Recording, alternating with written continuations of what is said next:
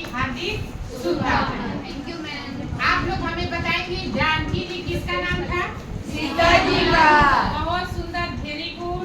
सीता जी की शादी किसके साथ हुई थी? राम जी के साथ। राम जी के पापा का क्या नाम था? दशरथ। अरे वाह, इतनी तेज हो आप लोग।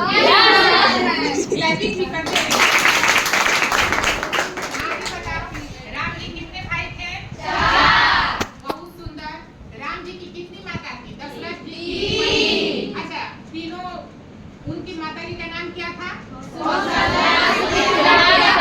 कौशल्या, केकई और सुमित्रा जी ना। अच्छा, जब सीता जी की शादी हुई थी तो सीता जी के पापा का क्या नाम था?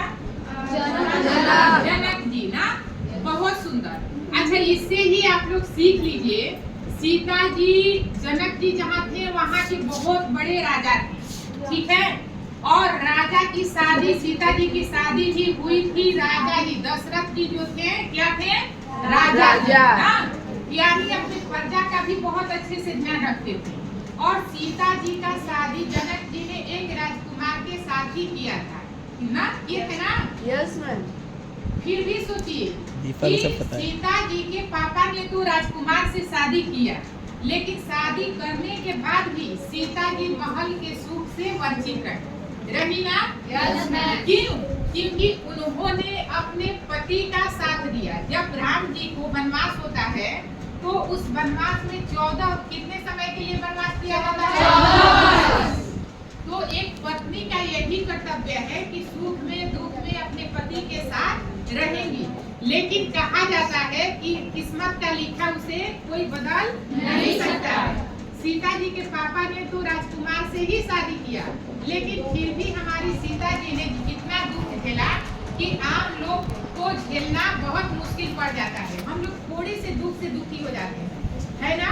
उन्होंने 14 वर्ष वन में कभी कंकड़ से लड़ी, कभी पता नहीं, कभी खाने को मिला, कभी नहीं मिला, जंगली जानवर, हर कुछ का उन्होंने सामना किया ना। किया ना उन्होंने सामना।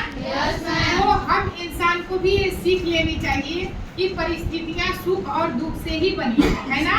कभी हमें सुख और दुख से घबराना नहीं चाहिए, बल्कि हमें धैर्य के साथ उस सुख और दुख में एक दूसरे का साथ देना चाहिए, है ना।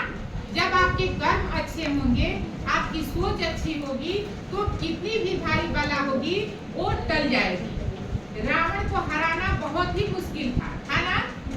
लेकिन एकमात्र राम, जिनका रावण के ऊपर बहुत भारी पड़ गया ना। रावण विद्वान भी माने जाते थे, लेकिन अंतर क्या था? राम जी चरित्रवान थे और रावण चरित्रहीन था ना। तो आदमी हमेशा, यदि आप अच्छा काम करेंगी, आप हर काम को सोच के चलेंगी, किसी को बुरा लगे या ना लगे, ईश्वर देख रहे हैं। तो दुनिया की कोई भी बुराइयां आपको छू नहीं सकती है ना। दुख आएगा लेकिन क्यों निकल जाएगा पता ही नहीं चलेगा, और हमेशा आपके रास्ते साफ होते रहेंगे। अच्छे लोगों को भगवान हाथ पकड़ के चलाते हैं, आपको पता नहीं चलेगा कि ईश्वर कहाँ है, लेकिन ईश्वर कण कण में बसे हैं। जो अच्छे लोग होते हैं, कहा जाता है ना कि दूसरों को गड्ढा जो खोदता है खुद ही गड्ढा में गिरता है। तो हमें अपने सोच को हमेशा क्या रखना चाहिए? सकारात्मक, है ना। हम सब बच्चे हैं, आप सब बच्चे देश की भविष्य हो। कभी झूठ का सहारा आप लोग नहीं लेंगी, हमेशा सच्चाई के रास्ते पे चलेंगी। चलना है ना। हर सुख दुख में हम लोग एक दूसरे का साथ निभाएंगे। और कभी कुछ हो या ना हो, आप लोगों के अंदर इंसानियत जरूर होनी चाहिए, है ना। देखिए, किसी स्कूल में ये सिखाया नहीं जाता है, ये हमारे पाठ के तहत नहीं आता है, ना हमारे लेसन के तहत आता है, ना किसी बुक में पढ़ाने के लिए दिया है। लेकिन फिर भी मैं चाहती हूँ कि हम एक अच्छे समाज का निर्माण कर सकें, है ना। एक अच्छे समाज का संगठन कर सकें, और हमारी बच्चियां जहाँ जाए वहाँ उन लोगों का रास्ता बिल्कुल साफ रहे। ठीक है। जय हिंद, जय भारत।